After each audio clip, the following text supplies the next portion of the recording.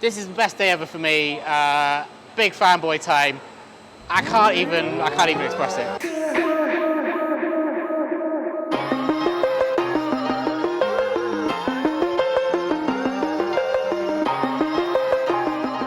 It's been 10 years since we started the craft beer channel.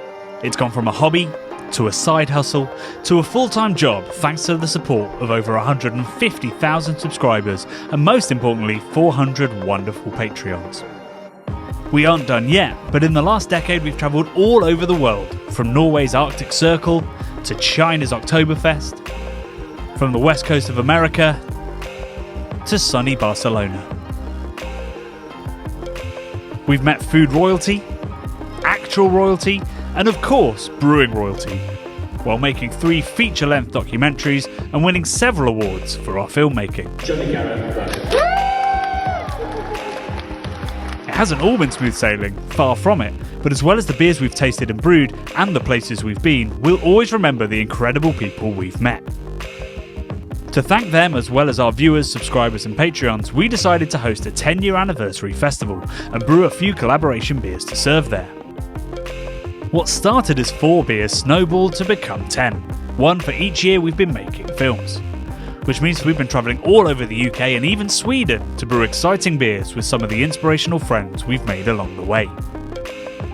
We've made everything from traditional German fest beers to British hop golden ales, through piney West Coast IPAs to heavily fruited Berliner Weisses, and of course a big juicy New England IPA and one monster coffee Imperial Stout.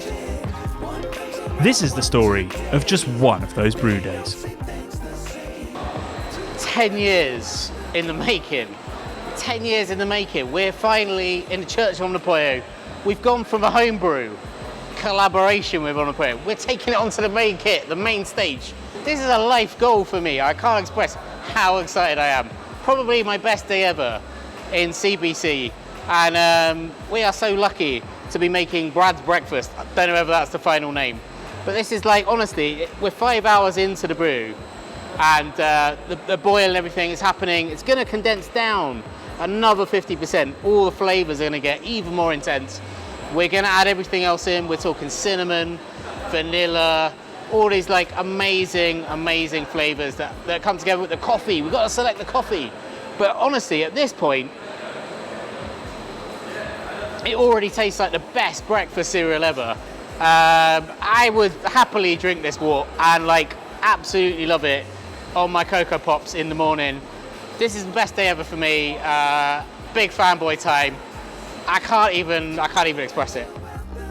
As Brad just excitedly explained, this collaboration with the one and only Omnipollo is a scaled-up version of a homebrew collab we did together in 2022, recreating Brad's love of cinnamon buns and iced coffee in Imperial Stout form. That was one of the most challenging brews we've ever attempted, but it came off pretty well, especially the slushy version. Now though, we were working with the pros on a serious bit of bespoke pastry brewing kit. Before we dig into that though, Brad had a catch up with Henok about what's been going on in Omnipollo land since we were last there. Henok, it's been a year since we were last within the walls of this sacred space, the Church of Omnipollo. What I can see, you've got some new projections on the walls, but what else has changed? Yeah, I mean, it's just, we brewed a lot of beer. Yeah, right? Year and a half, yeah. What's this? Because this is like the least Omnipollo looking label I've ever seen. It's very interesting. It's made by Carl, so it's still Omnipollo. Yeah. But you're right. I mean, this is a collaboration with side projects.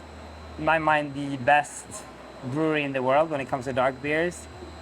We brewed this exact recipe in St. Louis, Missouri, right. And then came back to Europe and brewed a European version of this recipe and put it in Willett Estate rye barrels that he'd sent over to us. So they were aging simultaneously in the US and in Europe, and as we were coming to closing off this beer and getting out of the barrel, he got to try the barrels. So we sent him samples of it.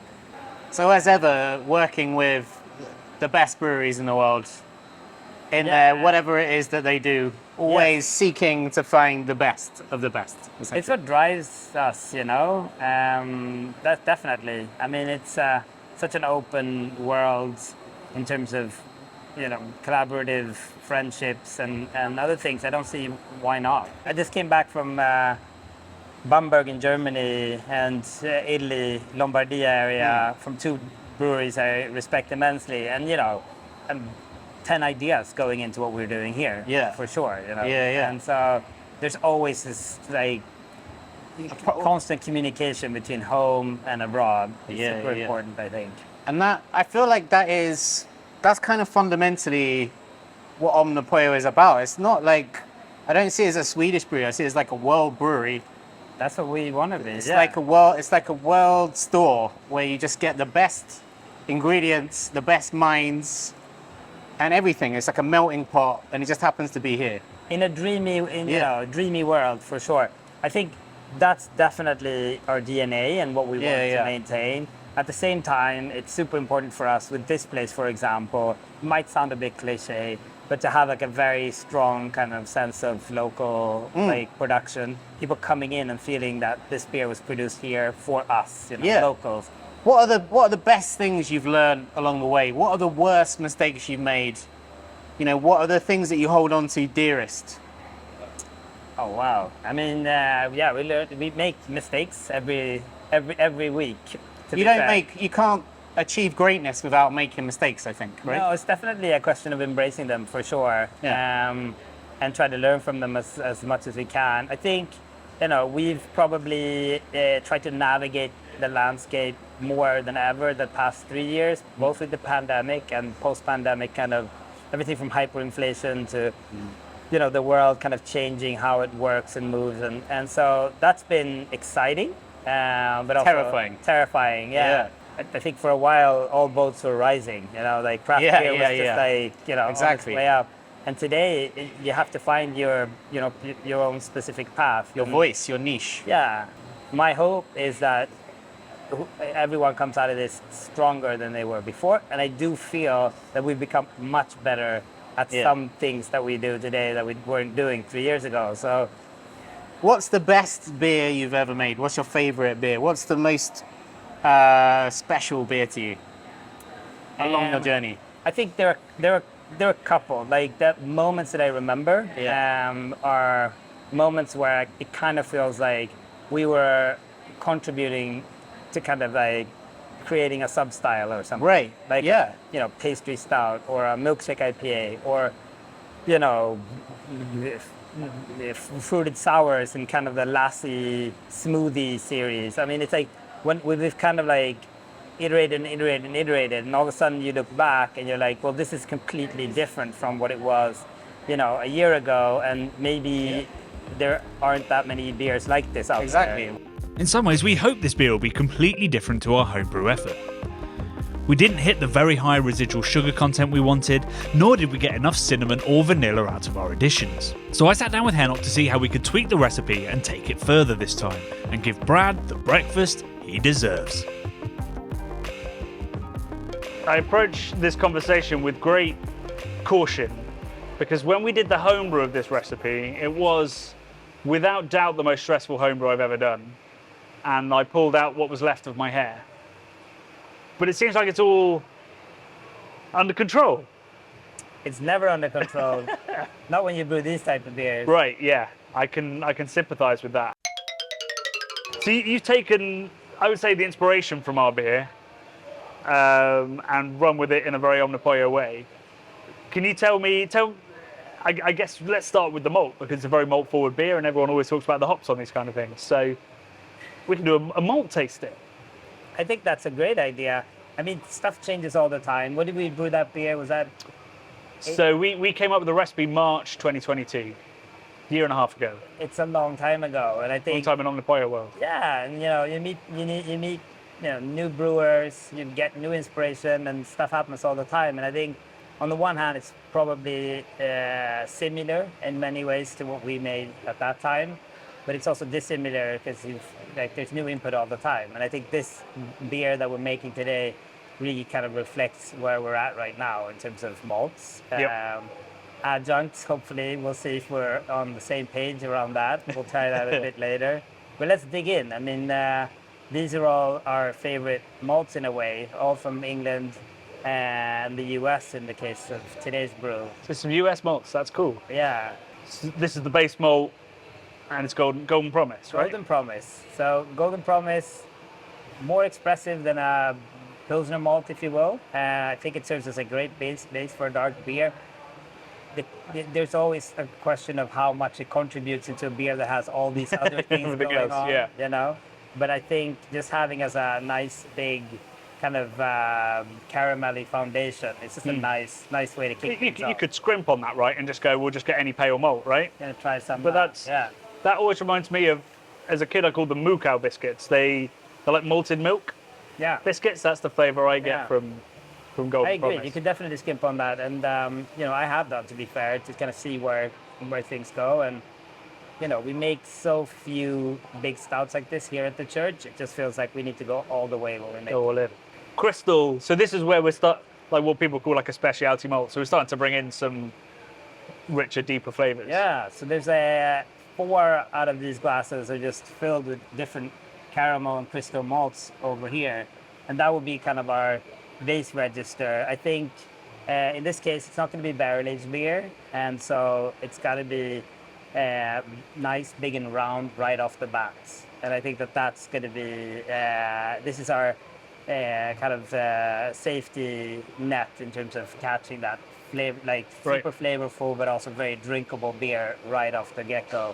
And so we have different varieties of caramel malts and roasted malts, some more roasted than others, just to get a broad variety, a full register. It's about sort of building that complexity in the roundness of the beer. So it's not all roast, it's not all adjunct, there's real malt depth to it. Yeah. This is obviously a lighter one than this one, DRC, as you have in here, which you also had in your homebrew recipe. This is like sort of toffee, toffee, then you have caramel, and then it's almost raisiny, I think, DRC. Yeah, it's definitely raisiny. We're not aiming to get that much raisiness out of the finished product, but I think it'll add a nice deepness to it. We've got 2 different kinds of. You're being cagey roasted before we roll. malts. Yeah. I mean, it's definitely got to be a black beer. I mean, we're boiling this beer for 9 to 10 hours, so yes, we are. It's going to get dark with all that boil time, but I think we need to make sure we're getting a beer that looks like what it says on the package. It's going to be a stout. And I guess you start to build, because there's not going to be much hop bitterness, you build structure to the beer with roasty dryness and bitterness as well. Definitely. I mean, these are dehusked, and we're not overshooting. We don't want a very astringent beer. So dark, assertively chocolate forward, but not overly roasted, if you will. I think you can easily overshoot and get flavors of soy sauce and umami and these type of flavors, which could work if we were barrel aging. But in this case, I think it's got to be smooth. Yeah. It's got to be smooth. What's the difference between these two? They look almost identical. Maybe this one's a little bit paler. What's the difference between them? In this case, I'm just being superstitious. One's European and one's American. And sometimes you just got to try different things out. This one specifically gives a very smooth finish. I think, it's a great dark malt, very kind of one-dimensional in terms of it just being coffee. Whereas this one adds a little bit more chocolate flavor. Yeah, that's like as soon as I bit into that, I was like, it's a much simpler flavor. It's a simpler flavor, Yeah. and I think on the one hand, you kind of want that simple flavor, like very straightforward, clear messaging when you drink and smell the beer, but you also want to add a bit of complexity. I think coffee versus chocolate would be kind of the broad distinction. Are we doing the double mash like we did in our homebrew, or have we got an easier way of doing things? Well, we have an easier way of doing things. So we're doing a single mash and we're boiling for a really long time, which will be less labor intense, but it also take us a long time to do. Right. We'll also hopefully get some flavor variations from the longer boil. It's also nice. You get to see the beer just kind of it's like a stew, You kind of get it, you can get more out of the ingredients. Right, yeah, okay. Over 10 hours. Yeah, Yeah, that's one hell of a stew. yeah. So then we get to the adjuncts, the thing that's going to sort of give this beer, from an Omnipollo point of view, a very unique character. Obviously, so this is based on what we called Brad's breakfast. It's not a very Omnipollo name. It is Brad's breakfast. It is No? pretty much, yeah. And probably his lunch too Except sometimes. the coconut, we'll have to force him. Yeah, that's on the table, some which I wasn't too. expecting. But it's just about the best smelling thing I've ever So this put in is my face. from toasted coconut, which I think is kind of key, at least whether you're using fresh, untoasted, whatever other forms of coconut you might use, you should at least add some toasted coconut to these beers. It just brings out fudge and deeper, darker coconut flavors in a really Yep. nice way. This is from the Philippines, which is a first for me. I have friends in the industry that have used it before. It smells amazing, tastes amazing. I think it could go very well in this beer, Incredible. depending on whether we need to have a fist fight around it or not. Well, you won't be fighting me, you'll be fighting Brad, who has an aversion to bounty bars. So we'll come back to the coconut question Awesome. as a beer name. But let's start with this, because we've very recently added this to the brew. So this is Muscovado sugar. Yes. Why are we adding sugar when I presume we've already got a stupid original gravity? Yeah, I mean, we're trying to bump it even more, but also in this case, adding flavor. So for an IPA, we'd add sugar to get as little flavor as possible, like even dilute little malt some of kind the of flavor. flavor Yeah, that's yeah. already there. Whereas in this case, we're trying to do the opposite. We're trying to get more flavor in. And so by using this Muscovado sugar, kind of the highest end of molasses that there's out there, this wet, sticky sugar, Yeah. you get licorice flavors, which I think suits these type of styles very well. But just a general kind of uniqueness to the beer you wouldn't get otherwise. It's, we don't generally think of sugar as having complexity, but it definitely does. Like that is licorice, It is very licorice. yeah. flavored, yeah. and that's going to come through. Hopefully, I guess not all of the flavour will be fermented out. There'll be something left over. Vanilla goes in vanilla. quite a lot of your pastry stouts, right? It's something All that of you- them, essentially. All of them. Yeah. So why do you either love vanilla or rely on vanilla so much? But I think it provides a nice canvas to write off of. Like as soon as you take a stout and add vanilla to it, it instantly moves into the pastry realm of things, and then from there on, you can go anywhere, And it ties flavors together. Like you have coconut alone, that's one thing, but you add vanilla, like the two kind of like marry really well. Yeah, because coconut isn't actually that sweet. It's not. Vanilla's Yeah. bringing that kind of. Yeah. No, it works really, really well. I mean, it's not for everyone, and we are experimenting by using different types of vanilla, as you will see. But it's just such a great ingredient. Vanilla and coconut. I mean, Yeah, I mean, this is literally the tastiest brewing table I've ever sat at. I mean, you can't really eat hops, but it is incredible. So have we selected certain vanillas for this? Well, in front of you, you have Papua New Guinea, I think. Right. Yeah, And Uganda, which is like kind of rare for us. We usually go Madagascar. The easier varieties you get Tahitian. We've used quite a lot. Papua New Guinea I've never used before, and Uganda kind of came into my world when I brewed with Corey King at Side Project the first time. He swears by Uganda. Ugandan So vanilla. when we can get our Not hands alone. on it, we try to do so. How does one taste, or is it literally the aroma that we should use to appraise? And Yeah, and I mean we've been. I think you should definitely rely on aromas in this case. We make bench trials right, quite often where we will add a vanilla to the base beer to see what works best. In the case of vanilla, though, I must say it's pretty rare because it kind of just works. It's more fun to get. It's like adding hops. You want one flavor one time, another flavor another time. It's like you just experiment with it. they're so different. This is the Ugandan is like almost spicy and earthy and incredibly sweet, and then this I one haven't is smelled them yet. kind of boozy and rum and raisin vanilla-y kind of thing. This is the deepest I've ever gone into vanilla. Could be a whole new channel. Let me try this. This one I'm really excited about.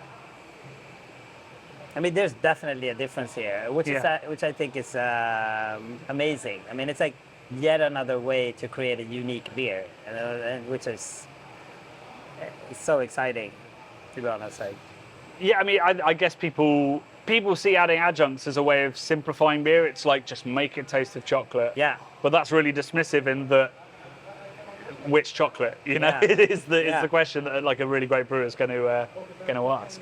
Do you ever blend vanillas, or it's always like clear message? So we've curated this table to kind of play mind tricks. on Curated you, table, so folks. you'll just be, saying yes to everything. So the idea for this one was to blend, actually. Right. It could be fun to just use Papua New Guinea because it's different, from what your normal idea of what vanilla is, and it's also there's always that element. Like you put a bunch of stuff on the label, you kind of want it to feel different than a beer that has like 25 different adjuncts. Yeah, exactly. If you blend and blend, then the character of each individual bit is a bit it's lost. like colors, it all gets brown at some point. Yeah. Yeah. Yeah. Cool. Right. So let's talk about the final thing on this table we haven't talked about. So when we did our homebrew, and I sourced carefully, Hannah. I took everything that you said to heart when we came here. Yeah. I went to some very gourmet websites. Yeah. I chose very carefully, and we nailed the vanilla. We got beautiful coffee from Dark Arts. Yeah. And then the cinnamon arrived, Yeah. and it smelt of almost nothing. Yeah. And when I raised this to my glass just before we started shooting, Yeah. it just blew my mind. So tell me about that cinnamon. Okay, so the thing with cinnamon that kind of separates it from all these other ingredients is the cheaper you get, the better.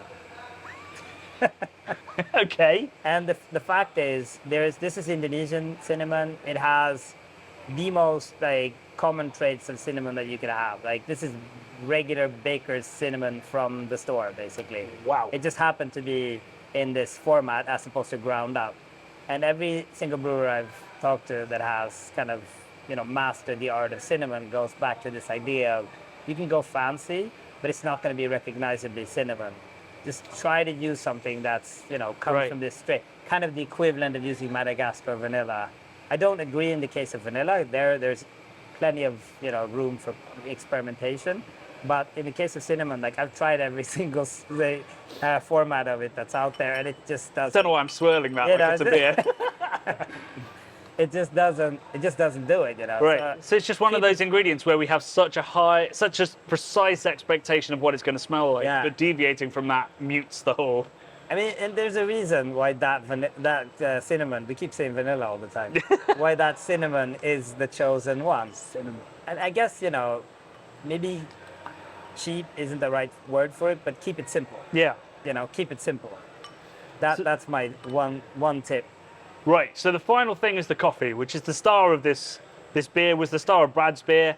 What are we doing about the coffee? Okay, so we have a coffee grower in Ethiopia called Geisha Village, or their farm is called Geisha Village Coffee Estate. Good friends of ours. We've been to the farm.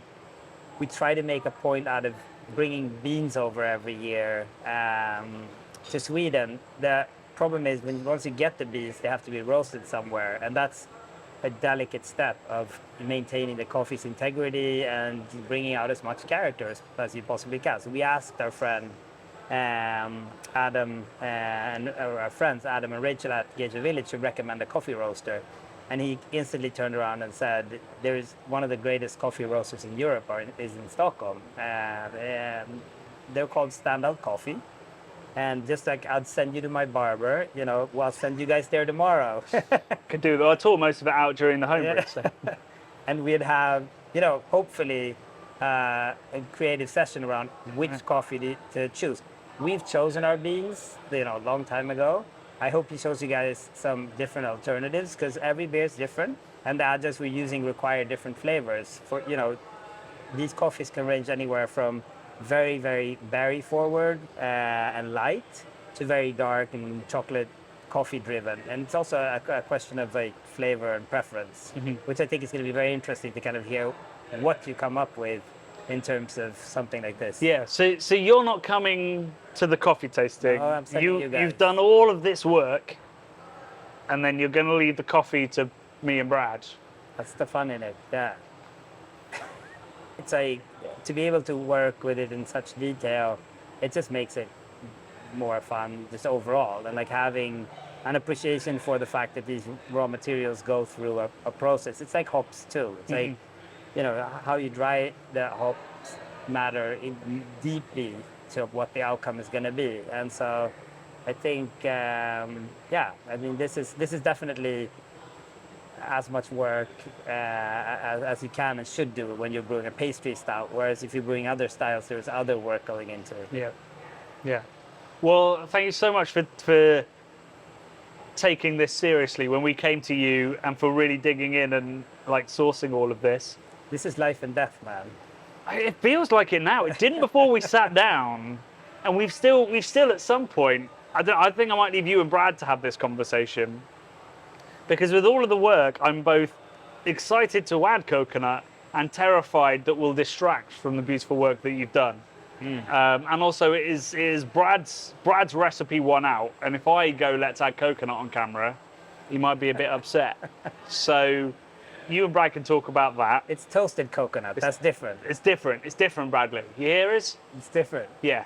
All right. Well, let's get back to the 10-hour boil. I say that like there's something for us to do. Mostly we're just going to watch it boil. And as You always, added the sugar. I added the saw you sugar. guys did I've do that. contributed. It's Yeah. a collab. Yes. It's a collab now. And once we ruin it with coffee, it's definitely a collab. This don't choose a coffee with too much fruit. Too much. Yeah, Yeah. I'd already. He's gonna Yeah, want- any acidity or He's fruit. going to want you to do that. But, Oh, he's going to push us that way. I think you should be very, clear around what you're looking for as you walk in there, but also be open-minded. Right. It's a tough balance to strike. I feel like you're asking for a very specific Yeah. thing, even though you're saying, be open-minded, but I'm choose just the coffee I saying, want. I'm just saying, Yeah. yeah, great Okay. coffee doesn't necessarily mean great beer. Message. Yeah. Well, oh yeah. Yeah. Okay, right. I see. So he's going to Yeah. pour some great coffee, and we're going to be No, I'm distracted. just saying. It's okay. I'm resolute. I know what I'm doing. Yeah, I've failed at brewing this beer style before. not this time though. Not this time. Cheers. Cheers.